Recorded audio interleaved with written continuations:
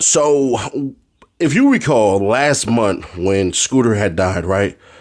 We were tasked with a very heavy burden of correcting stories, fixing stories, and putting out the truth. Well, George Cheedy had put out essentially what had happened. I'm going to put the video at the end because a lot of people had already heard this before, so I'm not going to do it. So let's read exactly what he put because I believe he just gave him 100% the theory of what exactly happened. It's a footage just tore me apart, Dad. You one strong MF. Then they say, watching them kill you, I'll never be able to oversee. Down street, you tried, bro. Just been too much against you with no help. They killed you. You ain't die. Long live street. JIP. SBS. How I'm coming forever. Be in whoever my way. Now, nigga, Jug-a-thon. Hey, yo, you. Can you subscribe and turn on that bell, too? Because when you do, you're helping unbiased, independent news. In the video that I'm going to play at the end, I'm going to summarize it as succinctly as possible because it's a long read. What happened essentially was this. Your man Scooter just wasn't trying to be detained, wasn't trying to be held up, wasn't trying to go to jail. I think he must have knew essentially like, bruh, it's finna be some BS. This broad over here, you know what I'm saying, probably just left. She probably sent the texters too, like, bro, I'm about to send the police over there and all this stuff and everything like that. I'm dang near guaranteeing almost, and I don't know. This is just theory and speculation, so only take this as theory and speculation that she must have called up over there and said, yeah, the police up on their way, and he probably didn't even care. And yeah, I told them this and I told them that and all that, because that's where logically it makes sense for him to be like, bro, I'm finna get up out of here. So what I believe is when they shut that door, they must have known like, this bitch really just called these suckers over here and then started to do the race.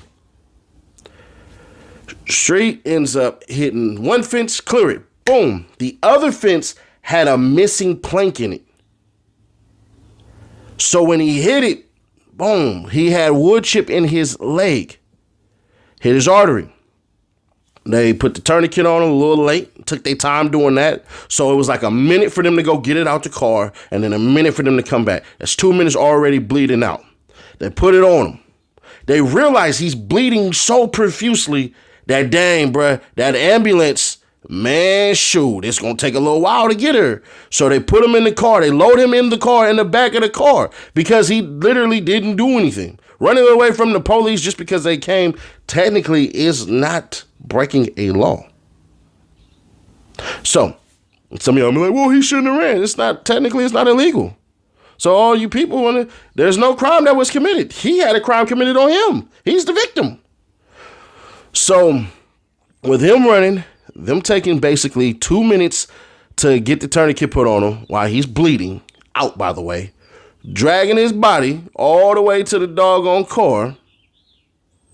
Time is tick, tick, tick, tick, tick, tick, tick, tick, tick, tick, tick, tick, tick, tick, tick. They do that, put him in the car, getting ready to go. Next thing you know, they take him out. Tick, tick, tick, tick, tick, tick, tick, tick, tick, tick, tick, tick, tick. That's a whole nother minute that they decided that they are going to take him out of the vehicle. He basically died because of blood loss because of that quote unquote wound to his damn leg. And what his son is talking about is body cam footage, which I'm about to overly press on getting it. Some of y'all probably like, well, Nash, you've been talking about getting that body cam footage for the longest, bro. I don't believe in you. And I get it. I'm not telling y'all I'm old Jolly St. Nick and you got to believe in Christmas. I'm not telling y'all that. What I am telling you is this, bruh. Youngin, he said something because it was something that was shown. You realize what he didn't say. Pay attention to what he didn't say. He never said they shot him. He said they killed him. He didn't say they shot him down like a dog. They stabbed him. He didn't even say the reason how. So I'm going off of what George Cheedy said, and I believe it because it makes the most sense. When all your feelings is all out the doorway and all this crap, logic will override everything. So, yeah, bro. Police killed him. Now, some of y'all gonna be like, well, no, he killed himself because he ran and all that stuff and everything. And I get it. But some of us have trauma. Some of you guys watching right now, no matter how legit you are, me, myself included, no matter what, when we get pulled over by the police, we think we're going to jail. And I'm a person who ride around strapped. I make sure, hey, when I see them red and blue lights, it's supposed to mean freedom for the other man and not me. Man, I take them guns, I put them right there on the seat. All my straps go right there on the seat. I get them. Hit the little buttons, drop them out of stash boxes and all that. Boom. Put them right there on the seat. Hands right here, bro. Hey, listen, go ahead, take the straps, man. Because I know how y'all get. Y'all be scared. I swear to God, I tell the police this. I know how scary y'all is. I know how scary y'all is, bro. So go ahead and cop those real quick. You know what I'm saying? That one's loaded. That one's not. That one has a safety on it because me personally, I don't like having a Glock with one in the head in it because it doesn't have a safety on it. That's just me. So I do keep that 4.5 with that safe on there. I knocked that right there, but this ain't about me. Back to Scooter. So I believe his son seen his daddy bleed out on camera. And the lack of urgency is what he is pointing to say these cowards, well, I didn't say cowards, these individuals who don't give a damn about life, let my father perish. It's not like, and for the people who are gonna be like, well, he shouldn't have ran, it's not like he shot at him. It's not like he beat up the police officers. It's not like any of that crap even exists. So when any detractors start to say, bruh, yeah, man, hell nah. Well, think about it this way. The dude that was detained didn't get let go until damn near 11 o'clock that night. They had to go through the whole entire house to try to find something. So I believe Scooter had knowledge of all of this crap and basically decided to say, you know what, because it probably was weed in there. Probably was a little, probably was some, told Buddy to go back to the house, go flush all that. The police already on me. So he go back to the house, lock the door and all that crap and everything. And basically, or didn't even lock the door. Didn't even really need to. But basically, he went through, probably flushed some weed. You know what I'm saying? I don't want to get hit with no little lame drug possession charge because it's a misdemeanor, more than likely what they had. So, you had that crap. But they said they didn't find any drugs, didn't find any women, didn't find any blood, didn't find any guns, didn't find anything that was illegal in that house. And that is the most dangerous part right there, because when they are forced to tell the truth, they still try to paint it and point out certain things that they were looking for to say, oh, yeah, that woman that's sitting in jail, she's going to end up getting probation. And they're going to make sure that they keep on shifting the blame to her. I've never, and y'all can correct me where wrong. If you got to post an article, tag me on Twitter or whatever, do that. I have never, once again, I ain't never seen the police come out with an autopsy report that says, yeah, he had wood, basically splints of wood in his artery, and that's how he died out. Not from a gunshot wound. The not from a gunshot wound part was not needed. But y'all know what, man? I done enough talking already. Let y'all hear this George Cheedy report, because I believe this is 100% what happened. Subscribe, turn on that bell, stay notified, and share to keep your people aware. If you can, man, hit the like button like you like something. And if you don't want to hit the like button, tell me why you ain't trying to help me out. Help a brother out. Help Nash out, bruh. Enjoy y'all Friday. I'll catch y'all tomorrow. Unless something breaks, then we'll break it. Young black men died Friday in Lakewood. One adds to our list of lost artists. The other may add to our list of indicted ones. When the headline reads, Atlanta rapper dies from running from officers, it entices the reader to reduce the incident to a sign that street life in Atlanta carries lethal dangers, to simplify it, and then to dismiss it. But Kenneth Bailey, the rapper Young Scooter, did not lead a life that should have led to his death, and his friends say that the police response to a fake report of a kidnapping contributed to his death.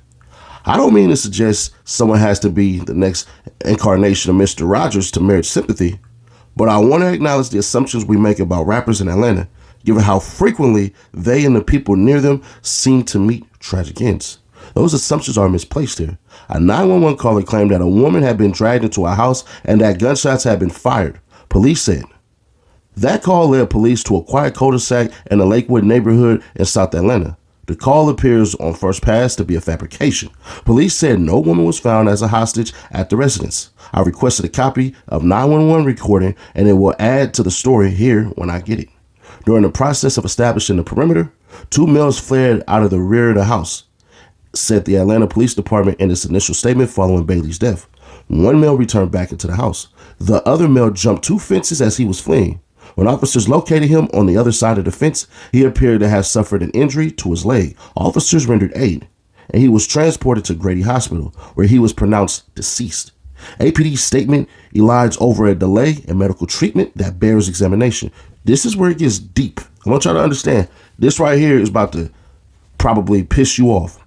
A friend of Bailey's, who identified himself as D, said police held the injured man for about 35 minutes before an ambulance arrived. D pointed at the bloodstains on the concrete carport of the next house door where police held young Scooter. After 15 minutes, another police car pulled up right there, D said. They picked young Scooter up, put him in the car, and then took him right here. And then took him back out of the car and put him back on the ground. The neighborhood has ring cameras. D's account can be corroborated. D and I walked the perimeter trying to better understand how Bailey might have hurt himself. The property has a wooded break nearby. A neighbor's wooden fence has one slab partially dislodged. Oh, wow. Okay. Police say young Scooter injured his leg while climbing a fence as he ran from the house, as the average middle age might do. Friday was his 39th birthday. A break in the tibia that leads to a puncture of a main artery can easily kill. Any review of this incident should look at how much urgency police place on medical treatment. The Georgia Bureau of Investigation has take over review of Bailey's death. Police said no. While it is illegal to flee from the police at a traffic stop, it is no crime simply to run from the police at a house in Georgia unless you're already under arrest or police have an arrest warrant. And Scooter's Wikipedia page references a drug trafficking charge from 2008. If Bailey was convicted of it, I can't find it, or any other criminal convictions involving drug or violence. Nor was he involved in the increasingly lethal gang conflicts of South Atlanta. He had been on probation for brief periods in his youth for relatively minor and arguably disputable crimes more than 20 years ago. He was once arrested on a probation violation by a police officer at a traffic stop. It requires no leap of logic after that to understand why he might want to limit his contact with police, his friend said. Just like right now, if we're sitting in front of this house right now and the police pulled up, your Scooter could have nothing on him, or Scooter could have 90,000 on him. He's still going to act like he's street, said his friend Sonny, who stays at the house where police were called. Sonny said his friends called Bailey street. Sonny wasn't at home when the police arrived. The house is no trap, and the presence of police at the door was surprising. He said, "What the hell is going on? Like, bro, nobody even comes to this house," Sonny said. Like, literally, we just sit here and smoke weed and watch March Madness, right? I don't even know why the hell they're here. A friend called to say Bailey had been hurt and was in emergency surgery at Grady. In the 10 minutes between that call and Sonny's rushed arrival to the hospital, Bailey had died. Police held two people from the front house for about 12 hours before releasing them, he said. Nobody ever got charged with nothing, Sonny said. It was just a whole case that y'all just surround my man, and literally, bro, we just lost a whole legend just off nothing at all. Bailey is the father of 4 children, the youngest of which is 4 years old, Sonny said, born in the dirt road poverty in South Carolina. Young Scooter emerged in the East Atlanta rap renaissance in the early 2000s that produced Gucci Mane, 21 Savage, and Rich Homie Quan. He was a prolific mixtape artist and signed to Waka Flocka Flame's imprint of Gucci Mane's 1017 Records.